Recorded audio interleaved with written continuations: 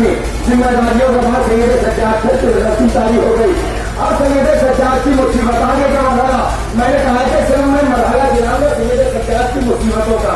अब देखिए सैयद सज्जाद पर अगली मुसीबत कौन पड़ी, फिर रस्सी के आलम में थोड़ी देर हुई थी, बाबा को रखत हुए कि एक दफा जमीन करबला हिलने लगी, फिर आदमी चलने लगी, थोड़ा सा पानी नजर उठने लगा, जनाबे जने टोला बोले मकाम दौड़ी दौड़ी आई, सैयद सज्जाद को इतना झिझोड़ा कि रस्सी से पाता हो गया।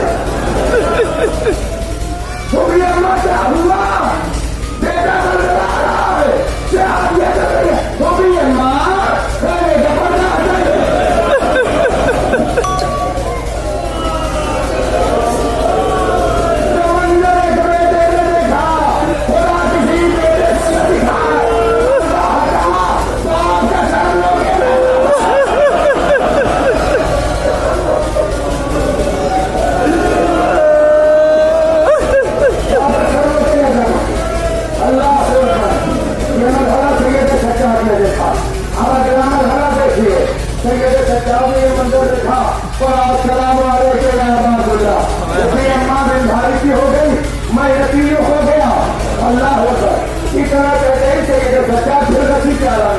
अगला बड़ा मुसीबत का क्या था सैयद सज्जाद का। एक दफा इमाम की शहादत हो गई, सरतन में जुदाई हो गई, उसके बाद एक दफा लश्कर का हुजूम खैमों की जानिब बढ़ा,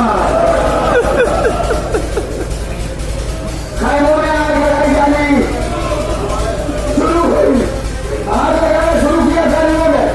इसी दरमियान जनाबे जैनब ने देखा एक खैमा चल रहा है, बच्चे दूसरे खैमे में, खवातीन दूसरे खैमे में, तीसरे खैमे में, खैमे से खैमे चलते जा रहे हैं, इस खैमे से उस खैमे में। खैमा सैयद सज्जाद का बचा हुआ था, जैनब दौड़ी दौड़ी गई, अल्लाह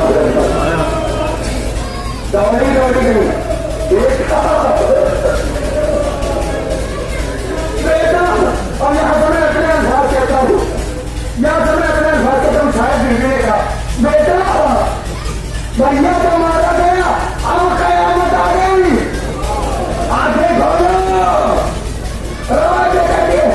सैयद सज्जाद की आंखें खुली, आंखें खुलने के बाद एक दफा कहते हैं जैनब कहती है बेटा खैमों में आग लग चुकी है, अब बताओ हम क्या करें, खैमे से बाहर निकले।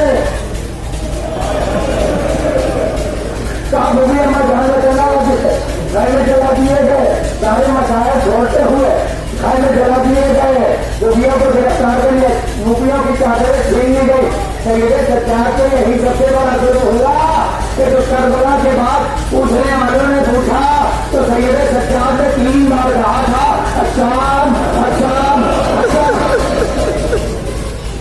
अगर करबला में नजर से अरे हरम की चादरें छीनी गई होती तो सैयद सज्जाद को सामने इतनी तकलीफ न होती। अल्लाह को मुसीबत के मनाते पर 2-3 मंजिलें पढ़ूंगा, इससे ज्यादा नहीं, ताकत तो नहीं लगी, मेरा तुम्हारी ताकत घर पढ़ूंगा। एक मरहला में आता है, अचानक गरीबा आ जाती है, अचानक गरीबा के बाद दूसरा दिन आता है, एक अलावा ऊँट बनाए जाते हैं और सैयद सज्जाद के पास हथकड़ियाँ लेकर के आते हैं, जोड़ियाँ लेकर के आते हैं, लंगर पिला देते हैं, तो फिर खारदार पिला देते हैं, अल्लाह पर तो फिर खारदार पिला दिया जाता है, गिरफ्तार करके एक दफा इस काफिले को वहां से गुजारा जाता है जहां 14 से पड़े हुए की निगाह भतीजे के चेहरे पर पड़ी तो एक दफा कहा वो बेटा सैयद सज्जाद मैं क्या देख रही हो, अरे कहीं तुम्हारे दूसरे से तुम्हारे परिवार में चढ़ जाए। एक दफा बड़ी मजबूरियत का जोड़ा सैयद सज्जाद ने कहा बोली अम्मा किसका जवाब बेटा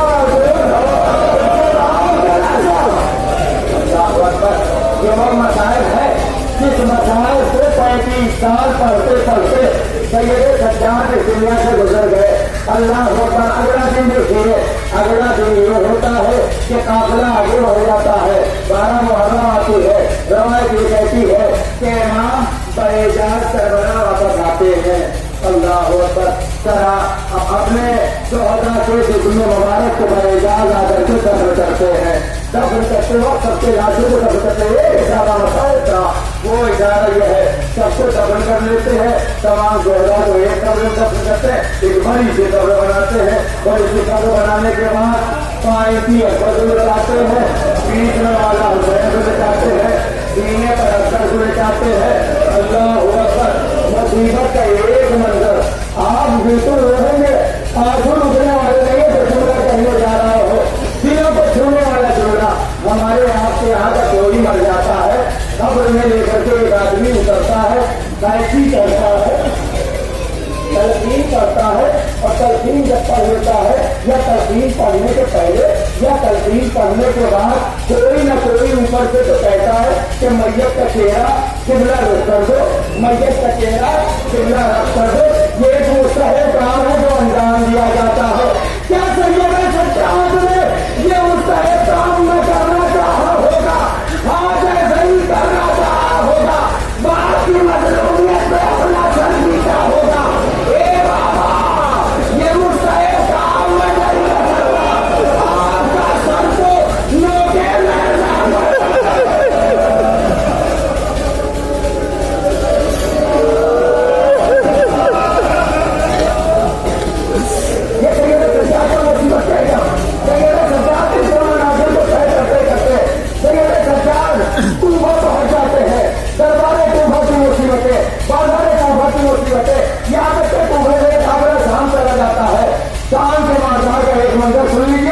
शहादत पढ़ करके बिल्कुल खत्म कर रहा हो। शाम का वो मंजर सुन लीजिए।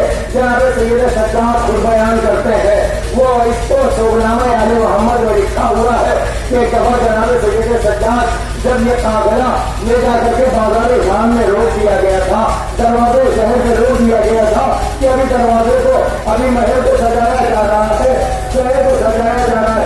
इसी दरमियान में आस पास जो मकान थे उस पर औरतें खड़ी हुई थी।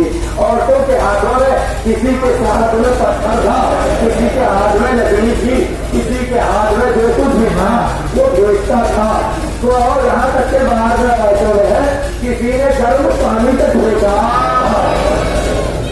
सैयद सज्जाद बताते हैं, कहते सबसे बड़ी मुसीबत ये कि मेरे हाथ बंधे हुए थे, मेरे पाँव में बेड़ियाँ थी, किसी वाले ने ऊपर से आग का एक अंगारा फेंका जो मेरे सर पर आकर के गिरा, मेरा सर जलने लगा, हाथ हथकंडे में मजबूत थे, मैं उसे हटा नहीं सकता था।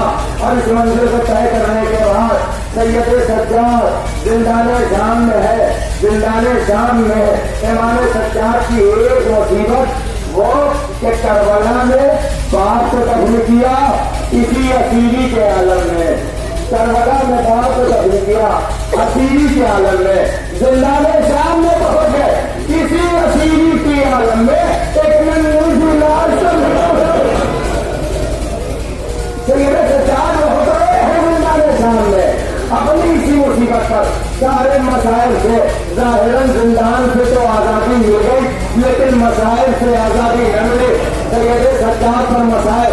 अब इमाम करबला है, करबला से मदीना आ गए, मदीना में जिंदगी गुजर रही है। गुजरते गुजरते 35 साल बाबा को रोने के बाद मलूलों से सैयद सज्जाद की मुसीबत देखी न गई। सैयद सज्जाद को जहर दे दिया गया।